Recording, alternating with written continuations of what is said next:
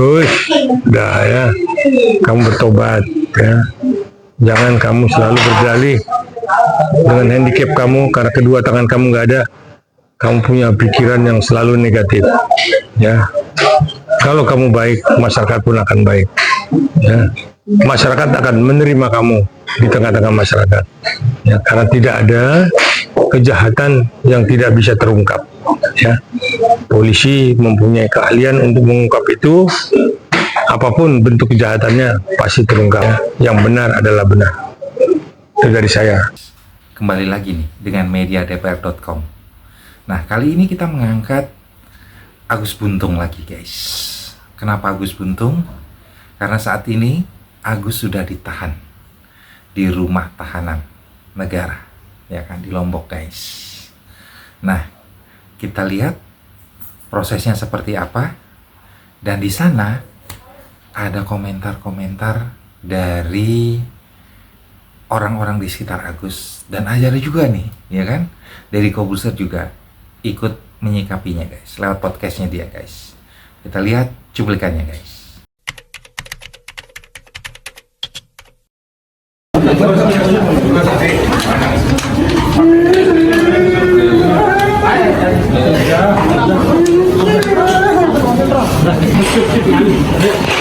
Saya nak nyali shoot, saya minta sama mama saya. Iya. Anu, Lubak juga sering ke sini. Sering cewek-cewek kan. Dia bawa cewek atau? Cewek itu yang lari yang itu. Oh, berarti pemahaman atas manusia tuh penting banget. Betul. Dan dia jago banget. Berarti Pemain dan kekurangan dia menjadi kelebihan kan? karena dia gunakan itu untuk supaya orang merasa Kasihan. Iba. Dan katanya kasihan itu adalah salah satu perasaan yang paling berbahaya. Iya. Dan yang paling aman. Iya. Sekarang kita ngeliat orang buntung gitu di jalanan, dan sebaiknya kita bisa nolongin, mau minta minum, mau ke rumah mungkin kita kasih. Iya. Kalau orang yang nggak buntung nggak kita kasih. Bener. Iya. Kita curiga dong. Ini Iya. apa nih Tiba-tiba tuh orang buntung belakangnya bawa orang, kita nggak tahu kan. Oh, Tapi iya. rasa iba itu kan bisa dimainin. Ih. Oh, makanya Makanya cewek ada selalu acara banyak. jalinan kasih kan. Ih. Iya lagi. Menjual kesedihan ya. Menjual kesedihan. Iya, tapi ratingnya tinggi. Itu yang kita bahas. Nah, barusan kita melihat cuplikan bagaimana Agus Buntung berada di lapas. Ya. Dan langsung saja nih kita berbincang-bincang dengan Bang Muara Karta Simatupang, seorang pengamat politik maupun juga praktisi hukum. Ya, Bang Muara, gimana nih? Sudah lihat belum? Ya, Agus sekarang sudah berada di rutan. Halo, selamat pagi Indonesia. Saya kedatangan wartawan lagi nih. Ya, padahal saya udah dari rumah persiapan mau driving golf. Akhirnya saya janjian dengan media di driving golf Cilangkap untuk mengisi aktivitas saya berolahraga yang biasa saya lakukan seminggu 2 kali saya golf. Nah, tahu-tahu media nanya mengenai cerita Agus Buntung. Nah, kan Agus Buntung udah saya bilang tempo hari. Kenapa? Pasti dia pelakunya. Ya, kenapa saya bilang dia pelakunya? Jadi kedua tangannya yang buntung itu yang tidak ada, itu dipakai dalih untuk dia melakukan manipulatif. Ternyata benar kan? Selalu dibilang dia sehari-hari diurus oleh mamanya. Sampai pun BAB untuk membersihkannya itu mamanya yang melakukan penyiraman dan pembersihan. Ya, BAB tahu dong, ya, buang air besar. Ya. Nah, Muara kan memang di beberapa wawancara kita yang lalu kan sudah memprediksi bahwa banyak orang yang tidak percaya gitu loh, bahwa seorang disabilitas tidak bisa melakukan aktivitas layaknya orang normal gitu ya. Tapi Abang memprediksi bahwa Agus adalah pelakunya, ya kan? Mungkin dilihat dari karakter atau gaya bicaranya, ya kita nggak tahu lah, itu kan kelebihan yang Abang punya gitu ya kan. Nah, saat ini kan dia sudah ditahan, Bang. Di rumah tahanan negara di Lombok nih, Bang, ya kan? Udah tahu belum nih, Bang? ya memang kan berapa bulan itu dia cuap-cuap dengan mengatakan bahwa dia bukan pelakunya dan bagaimana saya melakukannya. Ternyata kan pihak kepolisian kan tidak putus asa, ya, diikutin terus, yang bolak-balik ke hotel, ya, dikumpulkan semua data. Ternyata ada 19 orang korban, ya. Jadi seperti apa kerjanya pihak kepolisian sampai bisa mendapatkan itu? Berarti kan luar biasa. Artinya kita apresiasi pihak kepolisian di dalam membongkar yang tidak mungkin, karena secara fisik kalau kita lihat tidak mungkin Agus Buntung melakukan perkosaan karena dia tidak punya kedua tangannya. Tapi akhirnya terbukti tanpa tangan kakinya pun bisa bekerja, ya kan, bisa memperkosa, bayangin aja kan. Nah itulah akhirnya persoalan ini naik sampai P21 tahap 2, sekarang sudah di persidangan di Mataram, Lombok dengan tuntutan JPU menuntut 12 tahun. Artinya banyak bukti-bukti yang memang dijadikan alat untuk mendakwa dan mempersangkakan bahwa Agus Buntung inilah pelaku utama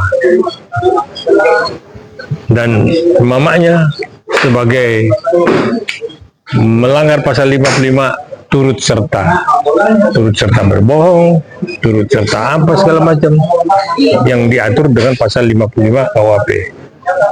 Nah, jadi kalau sudah masuk kepada penuntutan, nah tinggal majelis hakim seperti apa melihatnya itu.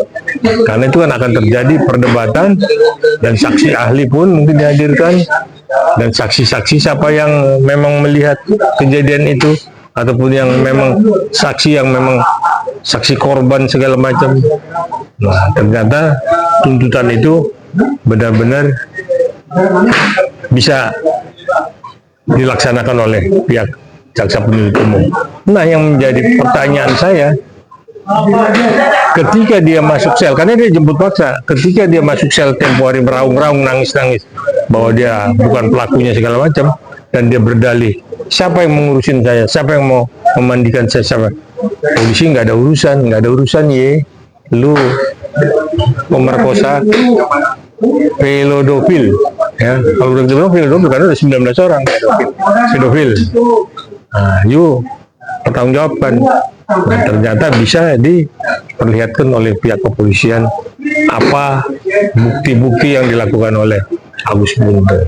Awal kasus Agus Buntung ini, Bang, gitu ya kan, banyak orang tidak percaya, termasuk saya, Bang, gitu ya, dan menganggap bahwa polisi sedang mengkriminalisasi, Bang, ya kan, bahwa ada orang disabilitas dituduh melakukan pelecehan seksual, ya kan, bagaimana mungkin, gitu ya. Tapi waktu itu abang kan berbeda, gitu ya kan, abang bilang, oh mungkin saja dia pelakunya, gitu ya kan, karena ya nggak tahu ya, mungkin jam terbang abang nih, gitu ya kan, yang banyak menangani kasus-kasus kriminalitas gitu, dan kasus-kasus pidana, gitu ya kan. Berbahaya sekali loh, Bang, kalau memang terbukti gitu loh Agus Buntung melakukan itu, gitu loh, apalagi sudah termasuk anak-anak di bawah umur, Bang, itu kan termasuk kejahatan pedofilia, Bang, betul nggak, Bang? Ya, jadi saya dari awal sudah tidak percaya kalau dari pernyataan Agus Buntung bahwa dia itu makan dan sehari-harinya itu dibantu oleh mamanya.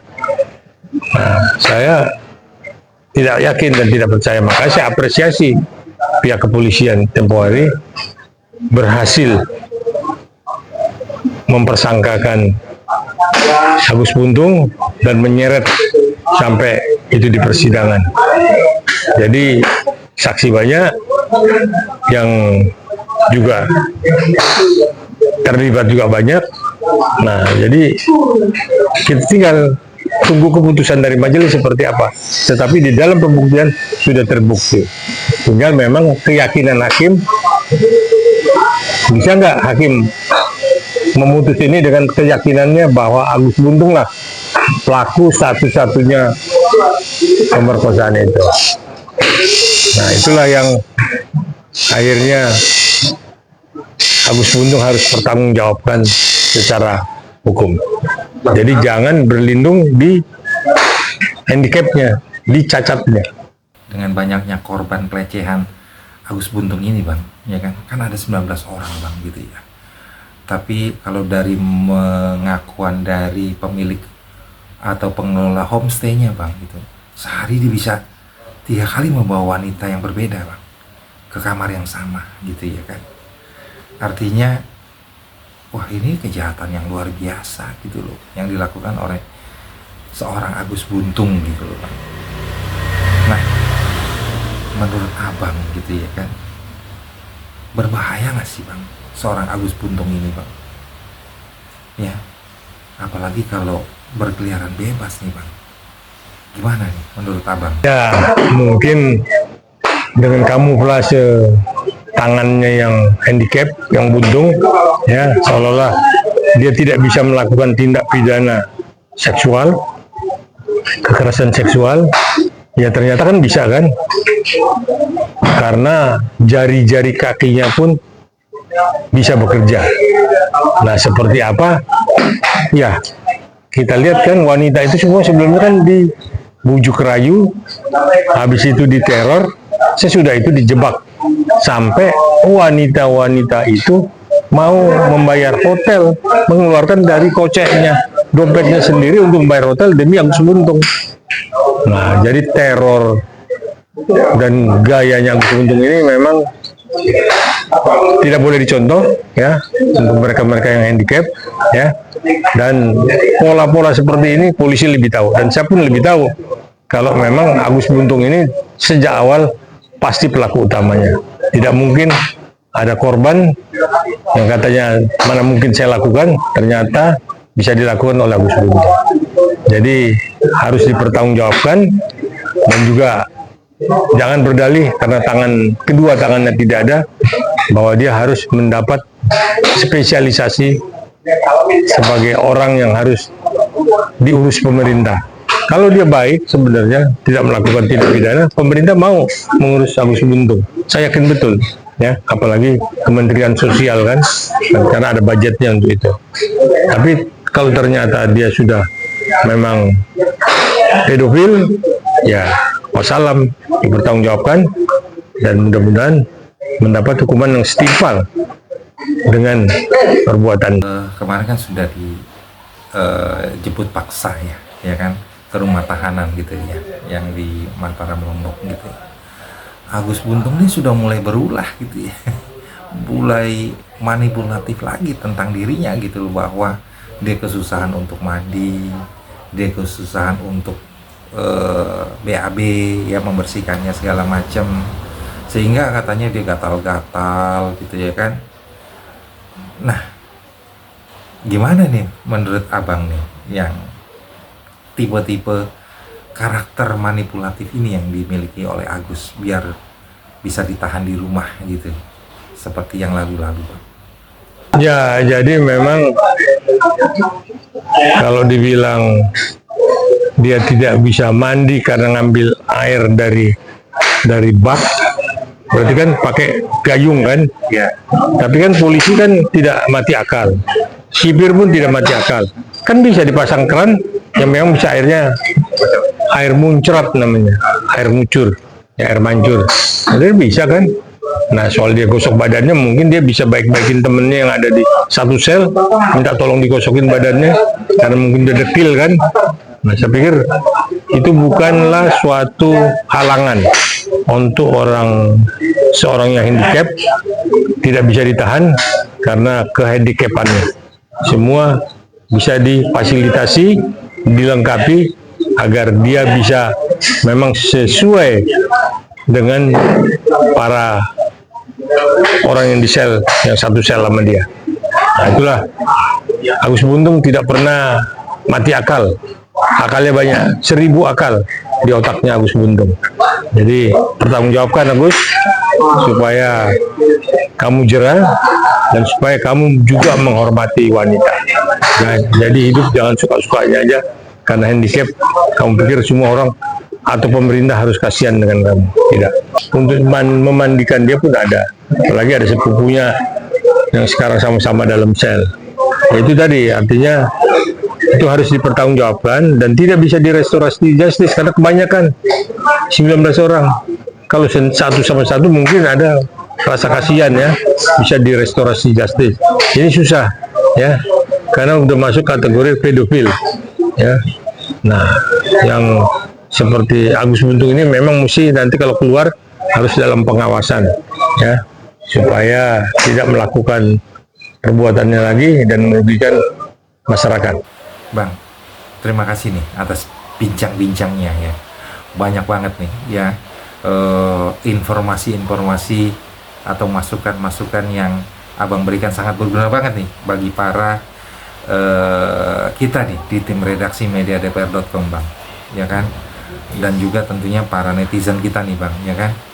Pasti sangat berterima kasih karena sesuatu yang mustahil atau tidak mungkin gitu ternyata mungkin gitu loh Bang, ya kan? Dan itu sudah diwakili oleh si Agus Buntung Bang, ya.